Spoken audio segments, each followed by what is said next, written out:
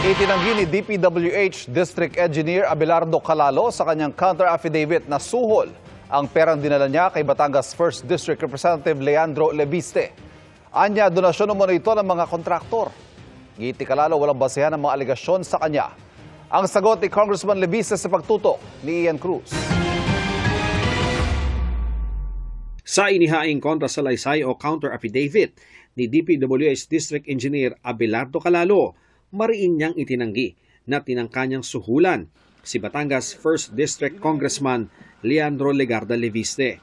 Walang basihan at mapandin lang ang mga aligasyon laban sa kanya. Sabi ni Calalo, ang dinala niya kay Leviste ay donasyon umano mula sa mga kontraktor na kinolekta raw niya sa utos ni Uswag Ilonggo Party List Representative James Ang Jr. bilang suporta sa mga proyekto at programa ni Leviste. Nang magpunta raw siya sa tanggapan ni Leviste noong August 22, ang kongresista raw mismo ang nagtanong kung magkano ang aabutin kung ang mga kontribusyon ng mga kontraktor ay aabot sa 10%. Tinanong din umano siya ni Leviste kung meron siyang dala noon. Sabi niya, meron siyang maliit lang na halagang dinonate ng isang kontraktor na ipapadala na lang sa assistant ni Leviste. Pero sabi umano sa kanya ay kunin na ito kahit maliit para masimula na. Umalis siya para kunin sa sasakyan ng donasyon at sumunod na ang pag-aresto sa kanya.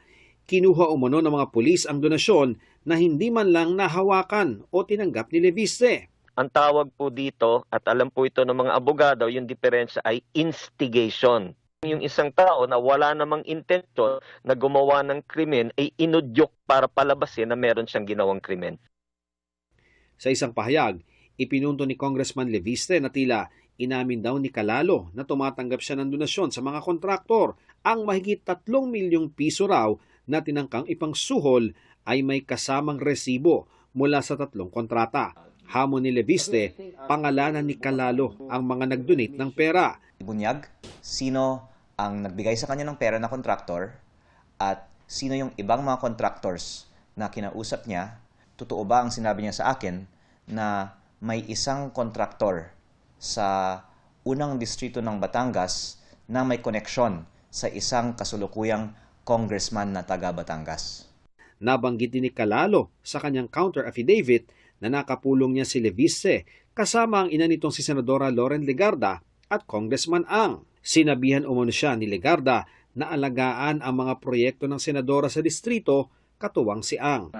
Sinabi ni Congressman Leviste, ang pinag-usapan nila ni Engineer Calalo kasama ng kanyang ina sa una nilang pagkikita ay ang repair ng nasirang Binambang at Puting Kahoy Bridge na pinondohan niya sa personal na donasyon. Kailangan daw ng approval ni Calalo para makapag-donate siya sa ipinagawang mga tulay. Ako, aking ina, at yung ibang mga nabanggit ninyo ay walang kinalaman sa mga proyekto sa unang distrito ng Batangas.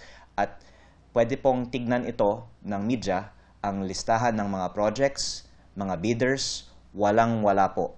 Kaya kung gusto po ni Engineer Calalo i-divert ang attention mula sa mga mga kontrata sa unang distrito. Sinusubukan pa ng GMA Integrated News sa makuhang panig ni Senadora Legarda, kayo din si Congressman Ang. Para sa GMA Integrated News, Ian Cruz, nakatutok, 24 oras.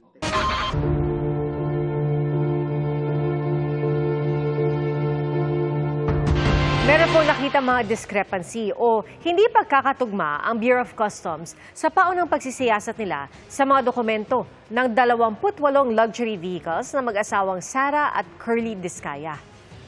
Nakatutok si Darlene Cay.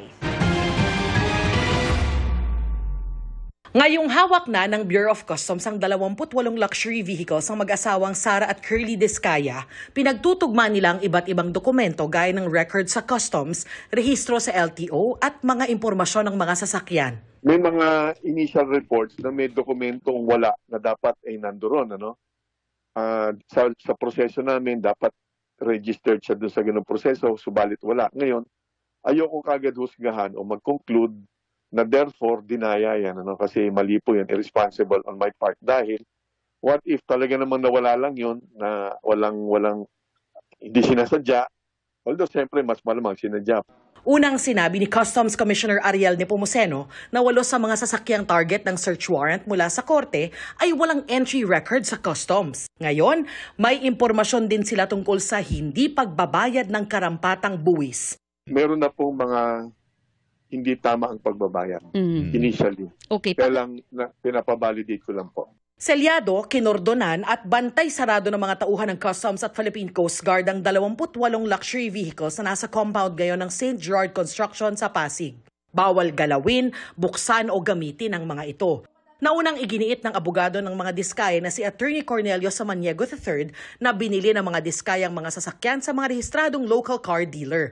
Lahat din daw ay kumpleto sa mga dokumento. Siniguro rin ni Samaniego na dadalo ang mag-asawa sa pagdinig sa Senate Blue Ribbon Committee sa Lunes bilang pagsunod sa sabina sa kanila.